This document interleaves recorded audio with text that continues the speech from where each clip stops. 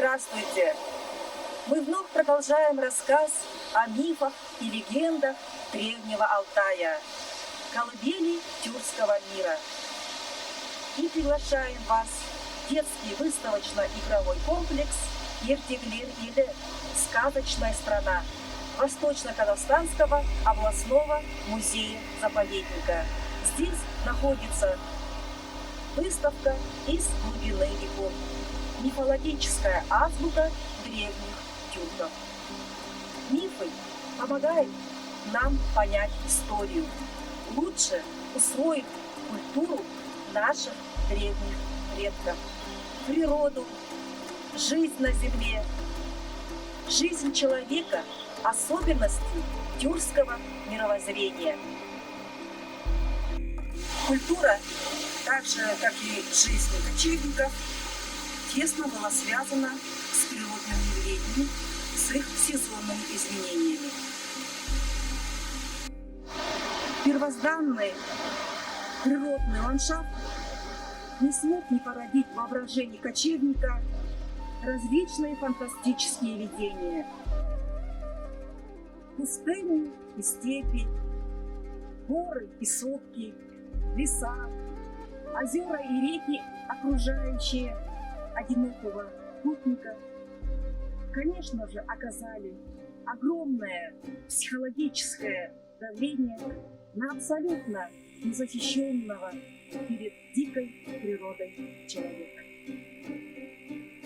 Сегодня мы расскажем вам мифы о дивных конях. Миф, связанный с буквой «и» краткое.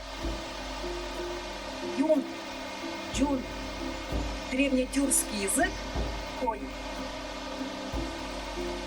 Культ коня связан с образом жизни кочевника.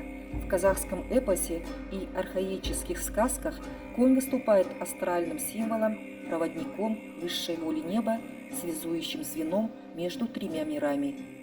Фантастический образ коней, представления о волшебных крылатых существах возникли еще в древние времена. Ерте, ерте, ертеде, ешка жена бертеде. Все казахские сказки начинаются с этих слов. Давно, с давних пор, в древности. Конь по имени Шалкуйрык – преданный друг и помощник героя сказки Иртостык. Он говорил человечьим языком, давал советы и выводил людей из трудных ситуаций. Крылатый конь, предназначенный для батыра, находится среди простых лошадей в табуне в виде невзрачного, худого и немощного конька, покрытого язвами и какой-то грязной попоной, пока батыр не вырастет. А когда батыр наконец-то вырастает, и тут и конь его преображается, показывая свой истинный облик. В казахском фольклоре мифические кони имеют крылья 4, 6 или 8. Сохранились легенды о скакуне с большим количеством 6, 7 и 8 ног. Их копыта бывают металлическими из золота, серебра, латуни. Главному герою конь дает волосок из своего хвоста или гривы и исчезает, а тот может его вызвать мгновенно, если сожжет этот волосок. Волосок коня помогает найти путь. Во многих архаических сказках есть эпизоды о дивных и невероятно красивых конях. В сказке Кингибай на коне Кергула есть строки, где описывается вся мощь необыкновенного коня. Кингибай сал, это я, что таить, мой верный конь Кергула на привязи не стоит, на скаку развивает ветер гриву коня и сверкает на солнце броня. Не натягивай удила, чтоб исполнить наши дела, советует своему хозяину конь-кайшевар Алпамыс батыра, чтоб тот смог преодолеть путь в 40 дней пути за один момент. Перед батыром играет конь, выгибает шею кольцом, тычется батыру в ладонь и дрожит, и горит огнем, и свечой над землей встает, Алпамыса зовет в поход.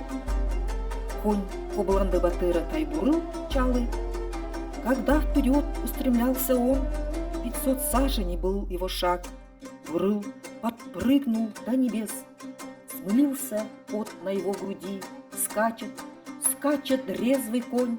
Камни вылетают из-под копыт, словно пули из ружей козылбашей.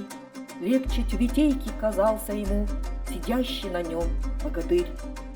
Могучий Тайбурул летит над миром и касается копытами холмов, гор или скал, то в песок превращает их, то вызывает гром, землетрясение, буран и другие явления. Еще раз подтверждает неземную сущность коня, его стихийную, небесную природу. Для народа крылатые кони имеют сакральное значение. Казахи очень ценили и берегли коней, уважительно называли их «есті жануар», мудрым животным, «тілсіз адам», безязыковым человеком. Но эти кони не летают, не поднимаются на небо, но вроде реликта сохранили свои незримые